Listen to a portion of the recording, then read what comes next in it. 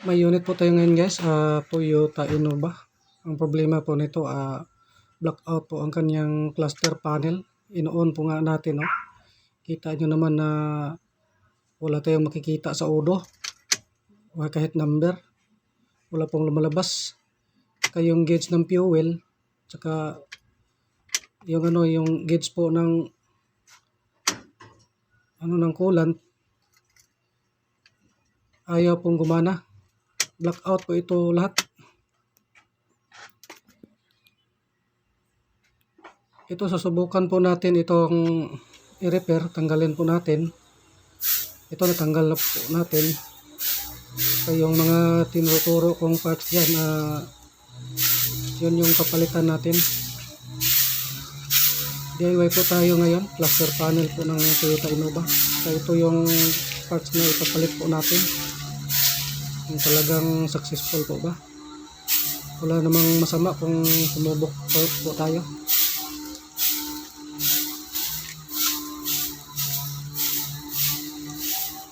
Kung talagang legit po ba ito.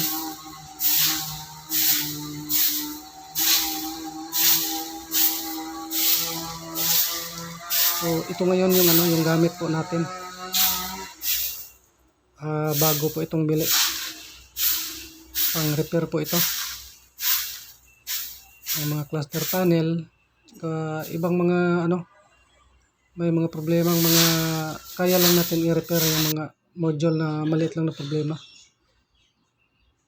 Saka ito na ngayon guys, tapos na natin itong napalitan ng parts. Saka kita nyo yan, nandyan yung mga waste parts na pinalitan natin. Saka subukan natin itong ikabit. I-assemble na po natin ito. Ito guys, tapos na po natin itong na-repair. Subukan natin itong ikabit. Kung talagang legit ba yung ginawa natin.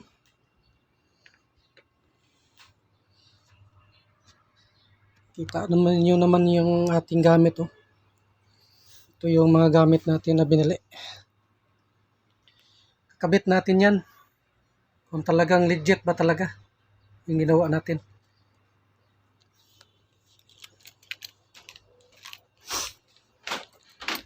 Ngayon.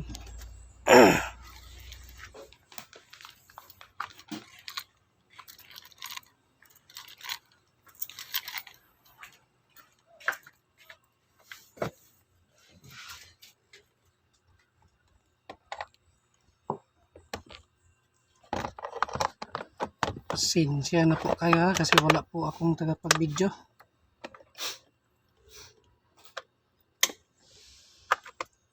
Ako lang yung hawak-hawak sa cellphone .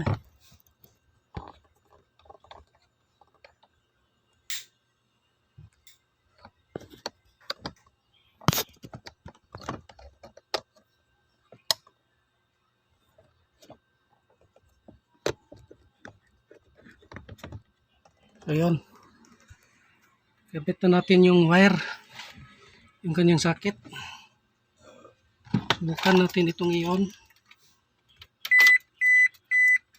Kung talagang successful po ba. Yun. Umiilaw na. Ano ba yan?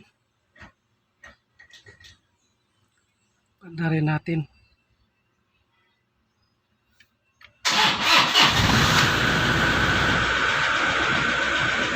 Yun. Talagang legit talaga ito .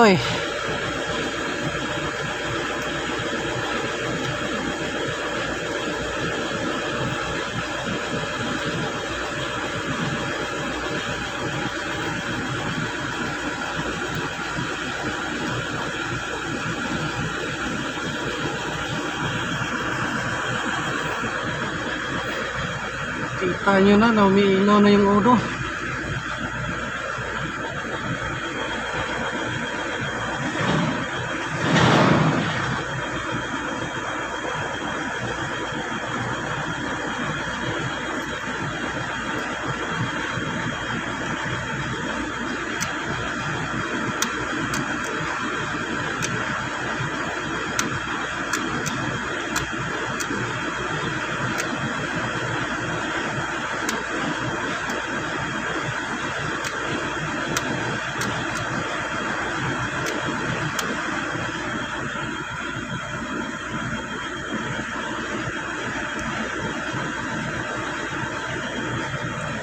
Dati wala yan. Yung odo. Tsaka yung ilaw-ilaw dito, wala. Ito, wala. Hindi makikita yan. Yung gauge. Yan talaga, ano. Hindi talaga umiilaw. Ngayon, umiilaw na. Kita nyo na goods na po yung ginawa natin. Yun.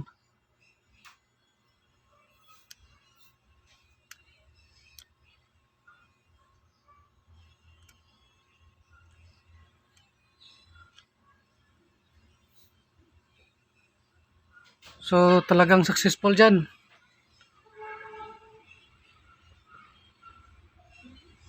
Okay na talaga. Ang unit pong ito ay Innova. So, sa mga merong problema na ganito, nag-blackout po yung kanyang cluster,